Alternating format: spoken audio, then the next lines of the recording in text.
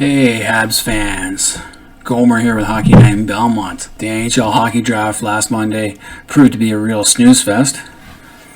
I don't know why, but I watched the NFL draft and then I just watched the NHL draft, and I thought the production values of the NFL draft was far superior to the NHL. The technology used, the NFL pulled all the stops out. It seemed like the NHL, wasn't as good. It's like watching the CBC back in the 70s. So I was kind of disappointed with the whole production value. A lot of guys who were getting interviewed, it was delayed or it was bad quality, and it just wasn't good. Wasn't good to watch. And I was only interested in Montreal. But the Habs, who picked 16th overall, so just before the draft, they dealt away Max Domi in a third-round draft choice to the Columbus Jackets for a 6'3", 222-pound winger in Josh Anderson. Josh Anderson spent most of last year hurt. Now, he did have a 24-goal season a year ago. Who knows if he can bounce back. Max Domi had a career year in his first year in Montreal, and then he had dipped a little last year. But he's one of those players, he's like a Gallagher, he's a shit disturber. But I guess Montreal thought he didn't fit in their plans because they have a lot of centers. So they dealt him. I thought they gave away... They didn't get enough in return. It should have been Max Domi for Josh Anderson and a third-round pick. Should have been the other way around. So they're looking to improve their size on the wings. Josh Anderson is a winger. Something Montreal hasn't really had in a long time is size. Shea Weber is probably the biggest guy they've had. Now they got Josh Anderson. So that was the first part of a confusing draft for Montreal. And then with their first-round selection, this is who they chose.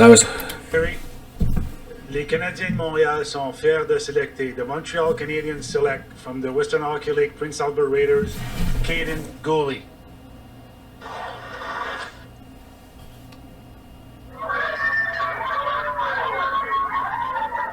Playing for Mark Hauptscheid in the Prince Albert Raiders, he played third pairing minutes. Yet he got some cookies once in a while, but he proved that his great skating ability and his old school, nasty, tough to play against mentality really came to the fore. He helped lead his club to a WHL title and into the Memorial Cup, where you can see flashes of brilliance from this guy. So, what happens this year? They're asking him to play a more offensive role. No problem whatsoever for Gooley. He puts up 11 goals, 29 points, or 29 assists for 40 points. And you can see him start to accept more minutes and see that he's grown physically. When we talked to him on the Zoom call, he'd already put on 15 pounds, I believe. So he's well over 200 pounds now. He's an excellent skater, but man, is this guy difficult to play against. He's nasty, and you know what? Personality-wise, you're talking to him, he's as serious as a heart attack. He's got his eye. So they picked Caden Gooley. This was totally unexpected. I thought they were going to go with an offensive player in the first round, so I was kind of disappointed. Not that this guy's not a good player, and it sounds like he's going to be a great physical player when he gets to the NHL, but will he be ready next year, or will we have to wait a couple of years? And that's been the biggest problem with most Montreal draft picks. Never really see them until later. And the other thing, I thought they were pretty set on defense at the time. So I was expecting them to go with a scoring forward, because there were a lot of good scorers out there that they could have got. So I was kind of disappointed in this draft pick. No offense to Caden Gooley. Looks like a good player, solid player, and I hope he does well in Montreal. But I was hoping they would get Dawson Mercer or Connor Zary. Those two guys were still on the board when Montreal picked, so I was very disappointed in that one. Especially since Montreal, they already had Shea Weber locked up. They had just signed Jeff Petrie to a 4-year deal. They also signed defenseman Joel Edmondson from St. Louis for a 5th-round pick. And he's a pretty big guy, 6'4", 215 pounds. They signed him. Then they went ahead and they signed Noah Juleson to a 1-year deal. And they also signed Victor Mete to a 1-year deal. So maybe they're looking to the future with this guy. But I thought they were already set on defense. And they also signed Ouliot, their other defenseman, the 6th defenseman, as well to a 2-year deal. So it was a complete surprise they took a defenseman in the first round. I wanted to take a scorer, because that's what Montreal needs. They need scoring help. And they've needed it ever since they got rid of Pacioretty. No one's really stepped up. And then Pacioretty himself, they needed more scoring than what Pacioretty was giving them. They haven't had a real goal scorer. They haven't had a consistent goal scorer since Guy Lafleur. But after the first round, I was hoping on the second day they would get that scorer they needed, because they had 3 second-round draft picks, but then they traded the last one to Tampa Bay. I was kind of shocked to see that. But let's see who they got. They got at the 47th pick, they got Luke Touche from Buffalo Jr., who is projected to be a long-term project. as he needs to improve his hands and habits. Agile skater, able to slither out of pause with the puck. So he looks to be a project at 6'2", 203 pounds, so they went for size. Then with their 48th pick, they went with a guy named Jan Misic, a center from Hamilton Bulldogs. He's from the Czech Republic, smaller guy, 5'11", and he's considered a two-way energy winger who always hunting pucks. Strong in the forecheck, seen sometime in the penalty kill. Good two-way player who hunts down pucks, and they've seen as a future NHL center. So Misic had 15 goals and 25 points in 22 games played for the Bulldogs. And that's what they need. They need guys like that in Montreal who can get a point a game, because they haven't had that in a long time. So then they had to wait to the 4th round. They had 3 picks there. They took a Jack Smith, out of a left winger at a Cathedral High School. I don't know why they bother with these U.S. high school kids, which means he's probably going to go to college. There's no real scouting report on him. Nothing. High school winger is fluid and smart as a scorer and offensive generator. 2 points per game player with Minnesota Class A, and a point per player in the AA Elite League. He's going to the University of Minnesota, so they're not going to see him for another 2-3 years. So I think that's a wasted pick.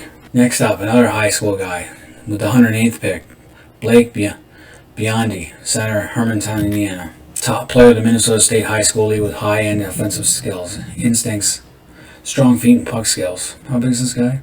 6'1", 198 pounds, so a 200-foot competitor. Good vision, commitment to all-around game. Was named Minnesota's Mr. Hockey after putting up 76 points in 25 games.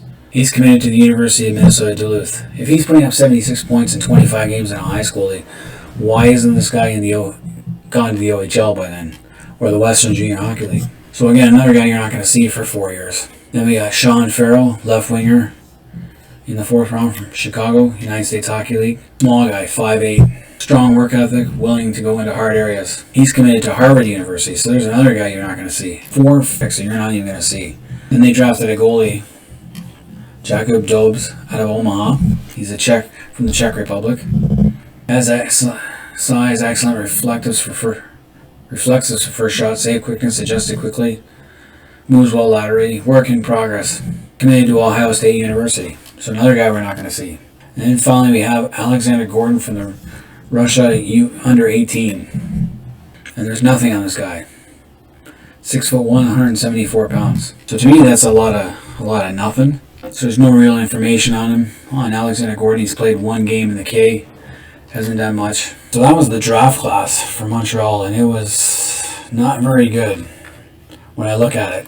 I know some people gave Montreal a B for their drafting, but I look at this and I give them a D. Other than their 1st round pick and the second of their 2nd round picks, these guys, you won't even see them. Since 2013, Michael McCarron was the number 1 draft pick out of the USHL. I consider him a bust.